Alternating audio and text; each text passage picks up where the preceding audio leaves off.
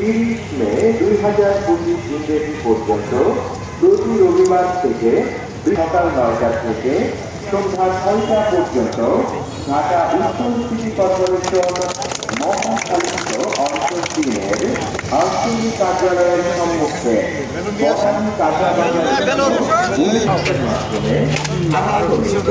নতুন হোল্ডিং নম্বর হোল্ডিং প্রদান নামজারি কর সমতা পৃথকীকরণ মুক্তিযোদ্ধাদের কর সংক্রান্ত সহায়তা গৃহঋণ ও সেবা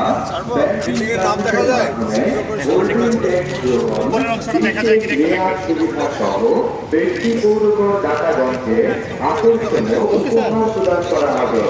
জটিলতা এড়িয়ে পৌরকর পরিষদে মেলা স্তর পরিদর্শনের জন্য অনুরোধ রইল। আপনার শহর সুন্দর ও পরিচ্ছন্ন রাখুন। ধন্যবাদ আছে উত্তর সিটি কর্পোরেশন।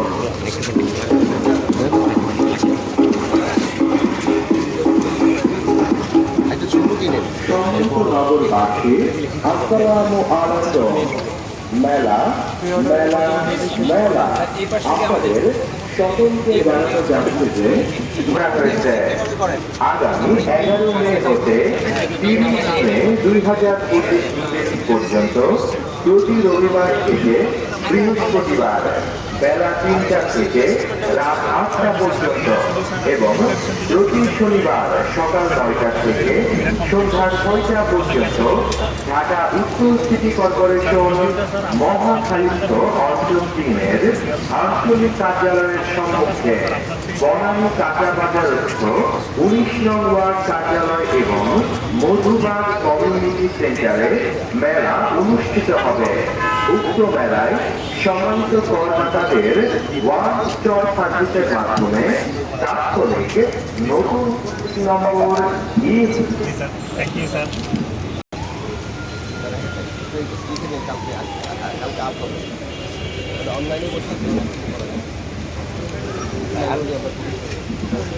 আর ওই যে 100 জনের স্যার এখানে থাকবেন সেই জায়গায়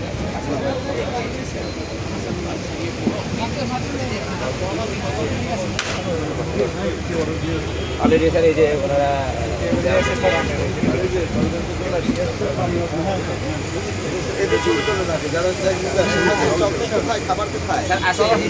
রাখা আছে আর গিফটগুলো এখানে রাখা আছে।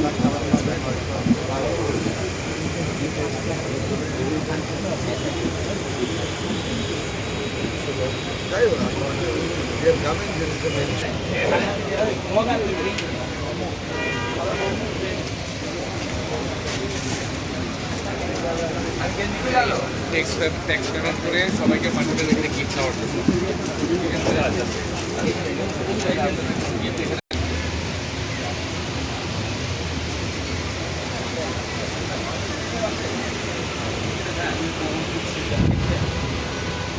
কত কত টাকা বড় টাকার টাকা নেই তো ছোট ছোট টাকা না 200 টাকা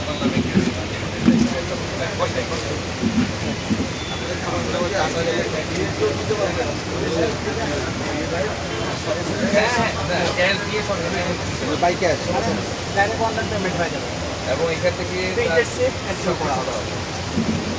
তবে স্যার ওই যে আমরা স্যার রিকোয়েস্ট করছি যে পে তাহলে আমরা কাজে বেরিয়ে পড়ব।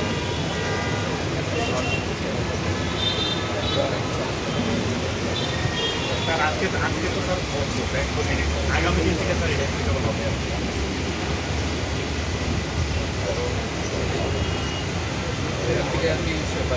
যেগুলো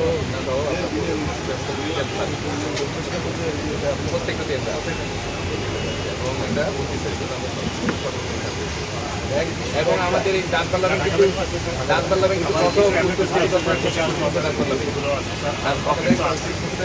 এলাকার তো একদম সিটি কর্পোরেশনের সাথে আমরাই করছি এবং ফার্স্ট ব্যাংক হিসেবে আমরাই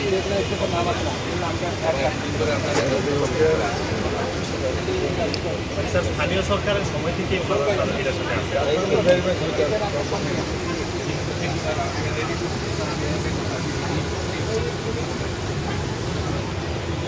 আমরা আগে এখানে ভিতরেই দিতাম, এখন তো বের হয়ে গেছি। আমার শুধু করে দেওয়া যায় আমরা আবার এখানে বসে সার্ভিস দিতে পারবো। হ্যাঁ, আমরা যে নিচে আগে নিচেই ছিলাম, আমরা ভিতরে আমাদের রুম দেওয়া ছিল, যদি একটু ব্যবস্থা করা যায় এখানে দেওয়া যাবে। ঠিক আছে, থ্যাংক ইউ স্যার।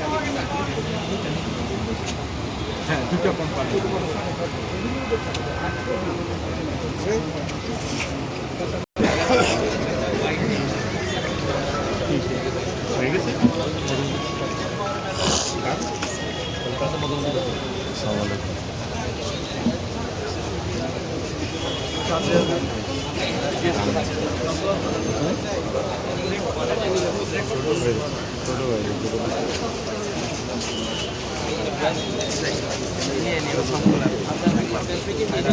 এখানে ব্যানার রাখতে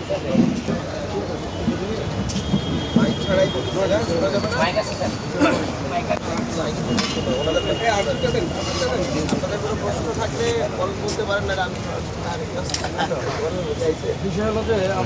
এই গরমের মধ্যে কষ্ট করে এসছেন।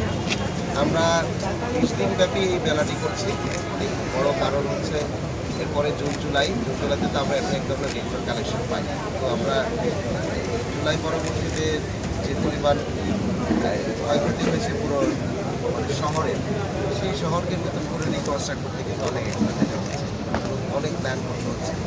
তার পরবর্তীতে আমি যখন দায়িত্ব নিলাম, আমি নেওয়ার পর গণশুনানি করে আমি দেখলাম, আমরা দেখছি পুরো টিম যে আসলে স্থানীয়ভাবে প্রচুর ডিমান্ড আছে, মিনিমাম রাস্তাঘাট এবং ড্রেনেজ করার জন্য লাইটিংয়ের একটি বড় ডিমান্ড আছে। এবং এছাড়াও আরও অন্য আরবান অ্যামেনিটিস আমরা যখন করতে যাই আমাদের